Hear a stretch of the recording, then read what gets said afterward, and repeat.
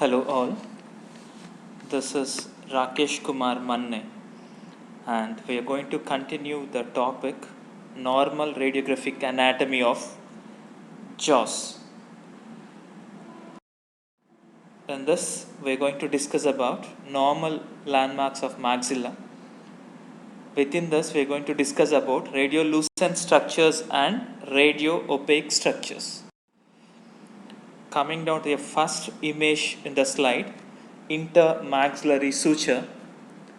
Intermaxillary suture is a thin radiolucent line in the midline between the two portions of the premaxilla. This intermaxillary suture is limited by two parallel radio-opaque borders of thin cortical bone, and this radiolucency is usually of uniform width. Intermaxillary suture extends from the alveolar crest between the central incisors superiorly through the anterior nasal spine and continues to the posterior aspect of the hard palate. Coming down to the next image, incisive foramen. It is also called as nasopalatine or anterior palatine foramen. This foramen is radiolucent, lies in the midline of the palate behind the central incisors. It is the oral terminus of nasopalatine canal, which originates in the anterior floor of the nasal fossa. This foramen varies in shape, size, and sharpness, and it may appear symmetrical with well-defined or ill-defined borders. This varies presentation of this incisive foramen, that is due to different angulations of an X-ray beam while taking a radiograph and variability in its anatomical size. Coming down to the third image, lateral fossa. Lateral fossa is also called as incisive fossa. It is a gentle depression in the maxilla near the apex of the lateral incisors that appears diffusely radiolucent. So the depression, we shouldn't confuse this with any pathology. The fourth image is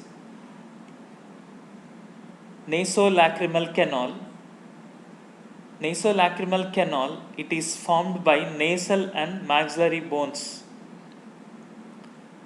It runs from the medial aspect of the anterior inferior border of the orbit to drain under the inferior coca into the nasal cavity. This is usually not visualized in regular IOPAs. It is rarely seen within canine projections when the vertical angulation is raised. Maxillary sinus. As all of us know, the maxillary sinus is the largest of all paranasal sinus. This is an air-filled cavity with mucous membrane lining. It virtually occupies the entire body of the maxilla. This is a three-sided pyramid with its base towards the medial wall adjacent to the nasal cavity and apex extending laterally into the zygomatic process of the maxilla. Its three sides are superior wall forming floor of the orbit, anterior wall extending above the premolars, posterior wall bulging above the molars and maxillary tuberosity.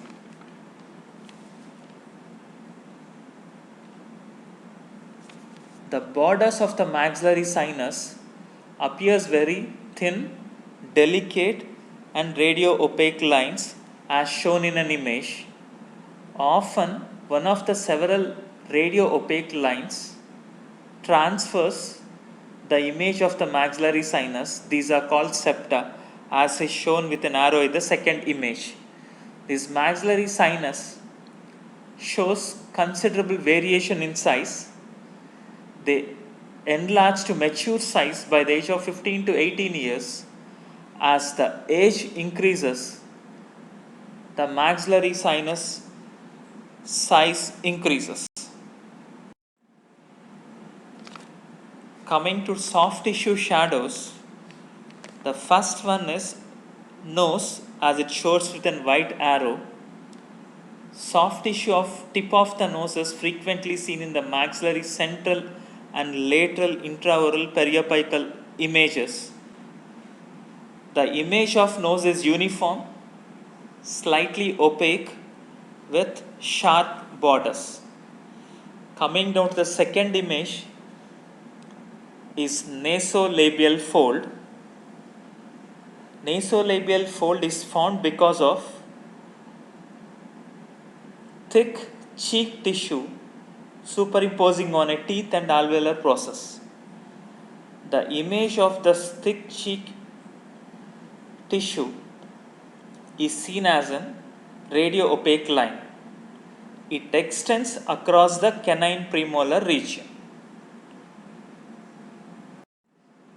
Coming down to radio-opaque structures, the first radio-opaque structure is nasal septum.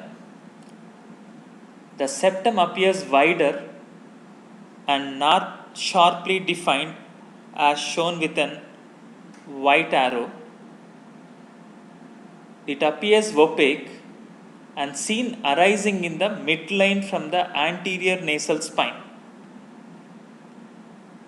It is opaque and appears wider, that is because of superimposition of septal cartilage with vomer bone. The second image seen is an floor of the nasal cavity. The inferior border of the nasal fossa appears as a radio-opaque line extending bilaterally away from the base of an anterior nasal spine. This floor of a nasal cavity should not be confused with any pathologies or cystic lesions. The third image is inverted Y of Ennis.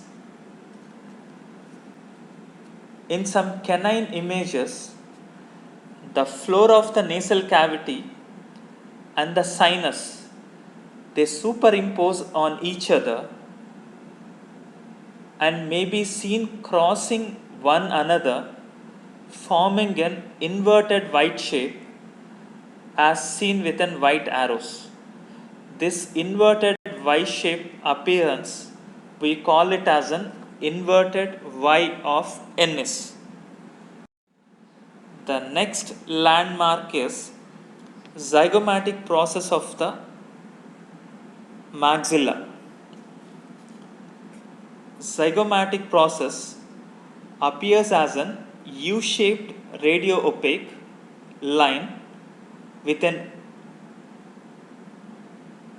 open-ended directed upwards, as shown with an white arrows, that is an U-shaped structure seen within the maxillary sinus. This is usually seen with first and second molar IOPA images. The size and definition of a zygomatic process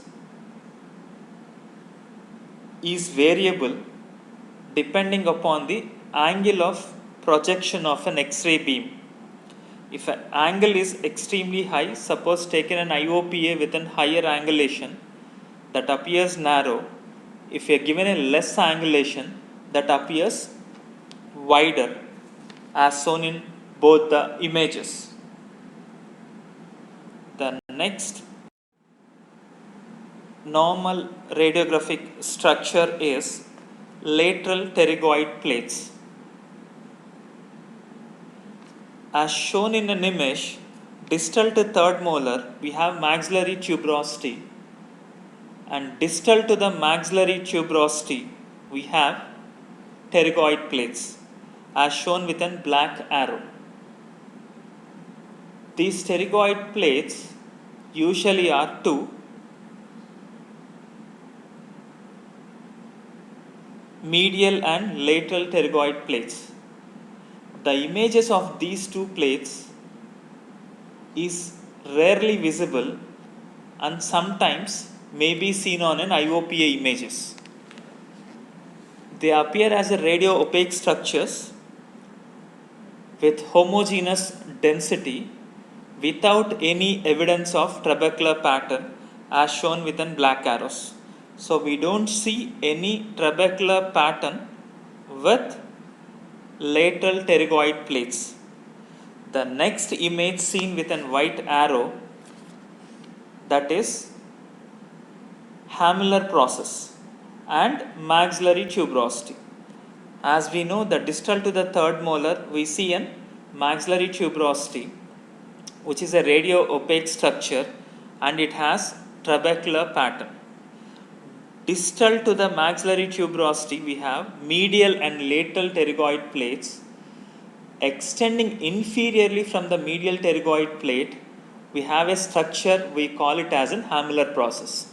Again, we repeat, extending inferiorly from the medial pterygoid plate, we have a structure called Hameler process, which is seen with an white arrow. And this Hameler process has an trabeculation on close examination.